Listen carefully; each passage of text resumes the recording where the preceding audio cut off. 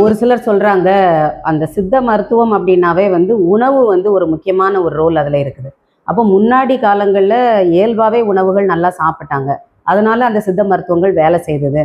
ஆனா இன்னைக்கு life style மாறி போச்சு. எல்லாமே ஒரு ஃபாஸ்ட் ஃபுட்டுக்குள்ள கல்ச்சருக்குள்ள போயிட்டாங்க. அதனால இன்னைக்கு இந்த மருத்துவங்கள் இயல்பாவே நம்ம உடம்புகளுக்கு சரியாகாது. குணப்படுத்துறதுக்கான அந்த சக்தி இருக்காது அப்படிங்கிற ஒரு பரவலா ஒரு கருத்து இருக்கு.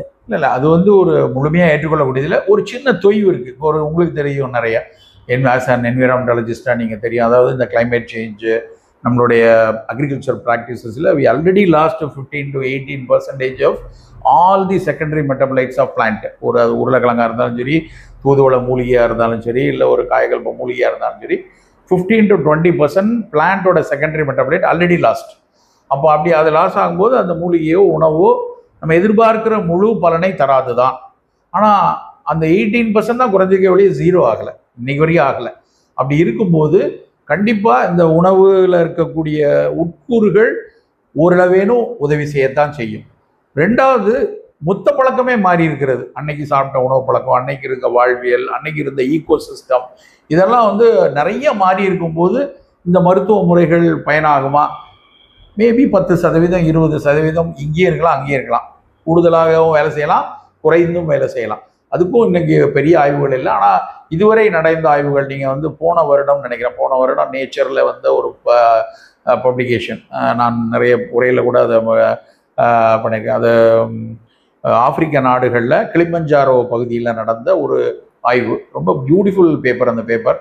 அந்த கிளிமஞ்சாரோவில் ஆப்பிரிக்க பழங்குடி மக்கள் சாப்பிடக்கூடிய உணவை ஒரு குரூப் 90 பசங்கள்கிட்ட கொடுக்குறாங்க. 90 நாட்களுக்கு ஒரு 70 பசங்கள்கிட்ட கொடுக்குறாங்க. அதுக்கப்புறம் திரும்ப அவங்க அப்படியே இன்னொரு 90 நாட்கள் வெஸ்டர்னைஸ்டு ஃபுட் எடுக்கிறாங்க. திரும்ப 90 நாட்கள் பழையபடி இந்த ஆப்பிரிக்கன் ஃபுட் எடுக்கிறாங்க.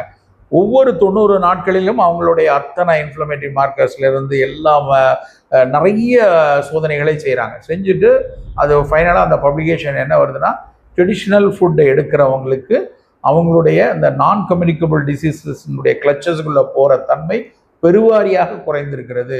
இது நேச்சரில் பப்ளிஷ் ஆயிருக்கு. ஸோ கண்டிப்பாக அதில் அதனுடைய மெரிட் நமக்கு தெரியும். நிச்சயமாக ஓரளவுக்கு அதில் உண்மை இருக்கும்.